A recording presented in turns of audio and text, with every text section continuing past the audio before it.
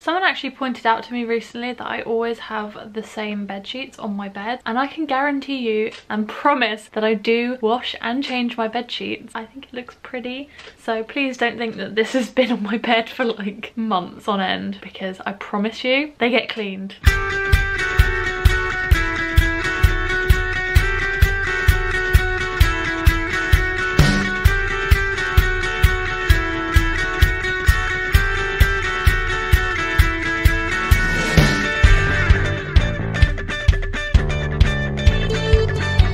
So today's video is something that I wouldn't necessarily normally do a video about, because I guess it's not a normal situation, but a lot of people have been messaging me and asking me questions about trips that I've had cancelled or upcoming trips, asking if I'm going on them or what's happening with them, and I thought the easiest way to talk about it was to do a video about it, just because I think it's easier to give you information rather than typing out long messages and trying to explain things, because it's easier to just talk than type. So today I'm just going to chat you through trips that have been cancelled and trips that are upcoming that I may or may not be going on. So obviously, due to the global pandemic, everyone has dealt with trips being cancelled, which obviously in the bigger scheme of things is not the end of the world. I know how hard people work to save their money and how much people look forward to going on these trips on holidays, whether it be to Disney or other places around the world. Holidays are like a little escape from reality for a while, and I understand how important they are to people. Because my channel is mainly a Disney vlog channel and I tend to go on Disney trips fairly often because I'm very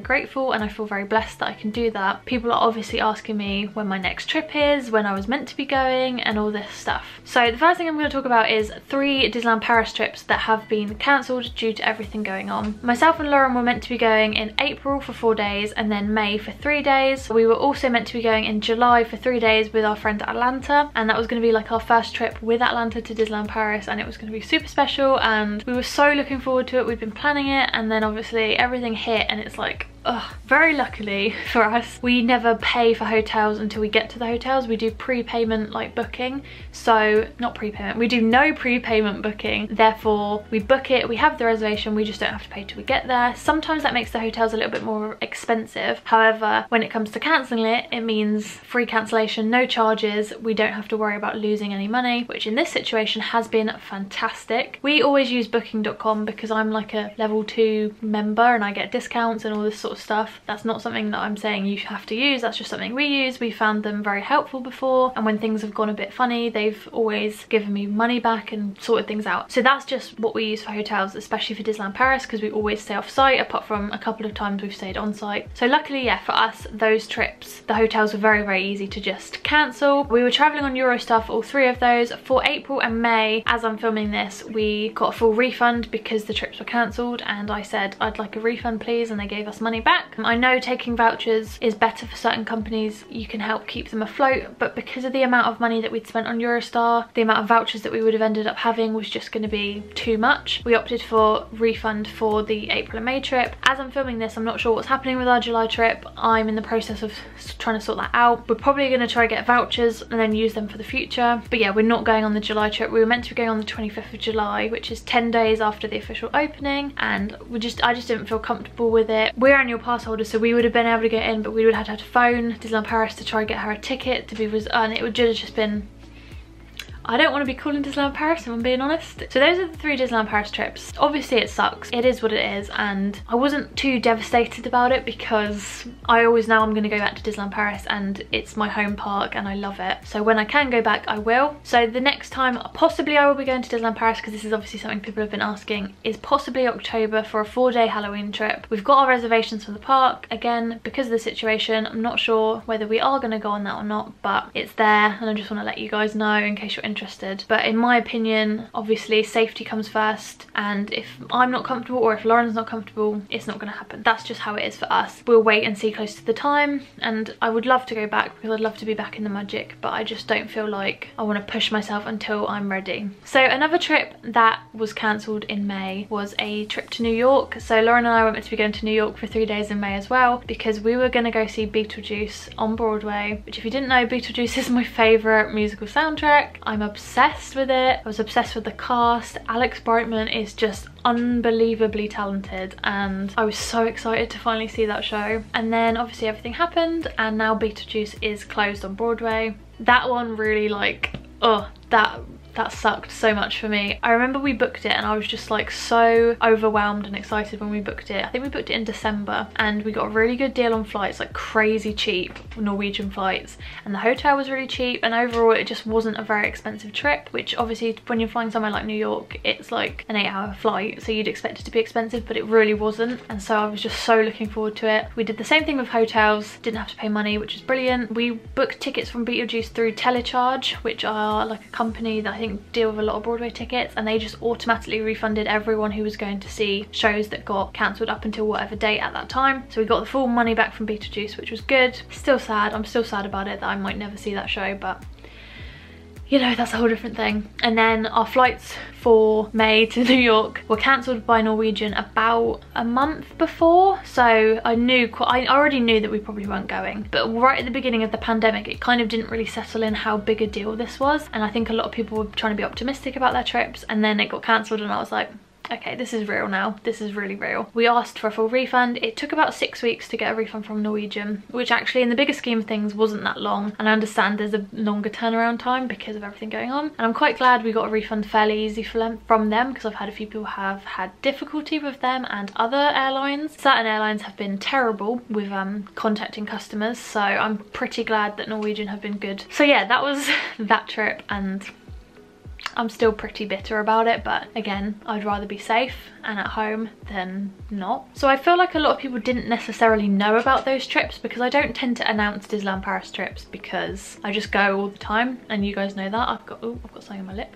And New York, I think I put it on Twitter and Instagram, but I didn't necessarily do an announcement video because I didn't feel the need to. But the one trip that a lot of people were asking me about is my August trip, where we were going to go to New York again and Walt Disney World. We essentially were going to do what we did in 2018, where we flew to New York, stayed there for 5 nights, and then flew down to Orlando and stayed for 8 nights, as what I believe the trip was going to be. And I've had a lot of questions saying, oh, what have you decided to do? Because Disney kind of gave an ultimatum that by the 26th of June, I believe was the date, you either had to decide whether you were cancelling your trip, moving your trip, or going ahead with your trip, and that was up to you. That's on you. You've got to make the decision that's best for you. Lauren and I already knew we weren't going to New York and Orlando because our flights had already been cancelled, which I was quite relieved about because it meant we could either get the vouchers or a refund, because I was like, I didn't want to have to deal with trying to get money back when the flights technically were going ahead. So Norwegian, we were flying with Norwegian again, and they cancelled them, and we got a full refund within, I think, 10 days, which was brilliant. They've kind of caught up with their refunds at this point. So we got full refund because that was quite a lot of money. Broadway was announced to have been closed by September at this point, and we were planning on seeing Mrs. Doubtfire on Broadway, and I was so excited because Rob McClure, who was in Beetlejuice, now was in Mrs. Doubtfire, and he's playing Mrs. Doubtfire, and I was really excited about that because I love that as a film and it looked really good, and I just adore Rob. I was really looking forward to seeing that, but that's obviously got cancelled. So we were kind of like, okay, Broadway's not open. There's going to be not a lot going on in New York in August, and we didn't really want to go to Walt Disney World anyway, and so we were thinking, oh, we might just lose our £50 each deposit and just have to deal with it. But obviously Walt Disney World gave the ultimatum. We decided to cancel it. Then there was a bit of an issue where they were sending out an invoice with a discount on it, and I was like, I said I wanted to cancel it. All got a bit weird, and then there was like 9-hour queues on the phone to talk to them, and I just said to Lauren, let's just wait and see if our cancellation refund actually comes through. And I got an invoice yesterday saying, here's your cancellation refund, and it should show in your account within however many days. So haven't had that yet, but hopefully that'll be soon. So yeah, ultimately we're not going anywhere in August because we didn't feel it was safe, and I don't think going all that way and spending all that money to have 10% of an experience is worth it,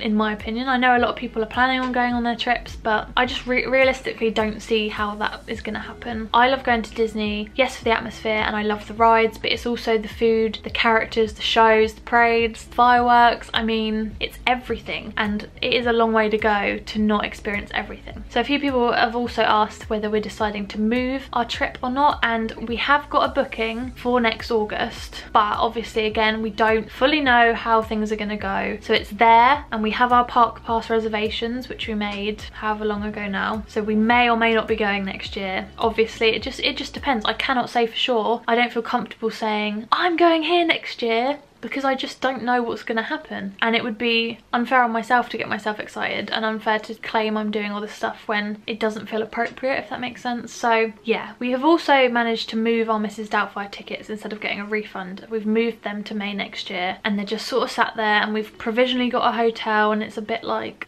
we don't know. Again, I can't confirm anything fully because I really don't know. I can't look into the future, sadly, and I don't know what the future is going to be like at that point. I don't know. Let's say New York is open and things are a lot safer by May next year, but you have to wear a mask in shops and in theatres, etc. I think I'd be okay with that, obviously, because if I feel like that's a safe situation. Whereas if I feel like it's not safe and it's not going to be okay for me and to travel on a plane, I don't think the anxiety and the stress levels are worth it for myself and for Lauren. So yeah, so at the moment it's just a wait and see situation. As I said, we may be going to Disneyland Paris in October, but I cannot guarantee for sure. And although I'd love to be at Disney, I would rather wait until things are back to some sort of normality, whatever that means anymore. I guess that's all I can say about my trips at the moment. I hope that's given you some sort of clarity though on what we've decided to do and why we've decided to do it. Obviously it's gutting, and I'm sure there are so many people watching this who've had to cancel, postpone trips, and I'm really sorry that you've had to do that. I've seen a lot of people say, oh, well, we can all go on these trips in the future and it will be fine, but I think the reality is people have to realise not everyone is going to be able to afford to go on these trips now, because people have sadly lost their jobs, or people have had to put money elsewhere, or price increases are just ridiculous and they can't afford to go to Walt Disney World anymore. I have had a lot of friends who are supposed to be going, say, this September I think, and they've looked to move to next year, but they've got to pay an extra like over £1,000 each, and they can't afford that because, you know, it was already expensive, but it's going to be even more expensive. I think telling people that, oh, we can all go on these trips in the future isn't necessarily the right thing to say, I don't think anyway. I'm in a lucky position where I still have a job, I've still been able to work from home, and I know that it's such a privilege at the moment, and I'm not taking that for granted, and I don't want to rub that in anybody's faces. Like, I don't want to be like, oh look, I'm still going on this trip, I can still afford this, because obviously the world's in a bit of a mess and things are going to go up, prices are going to go up, and it's all going to be difficult, and I don't want to show off. I never ever want to come across like I'm showing off or bragging about anything that I have, because that's not the sort of person that I am. I understand that I'm very, very lucky and I'm in a position that I can afford it, and maybe there'll be a time that I can't afford to go on as many trips because that's life. I don't want to be like, oh, I'm going on another trip, look at me. That's just not what I want to come across as. So I really am sorry if you've had to lose trips, or if you've lost a job, or, you know, anything, if you've lost anything during this time, because it's horrible. I can't understand each person's situation, and I won't pretend to. It will be good when things can go back to normal. I won't pretend that it's going to be normal for a while, because we don't know how long this is going to last. And yeah, I'm not trying to be negative, I'm just trying to be realistic, I think, is my stance on this. I was going to say I look pale as a ghost, and then I realised I'm wearing my ghost earrings, which are super cute.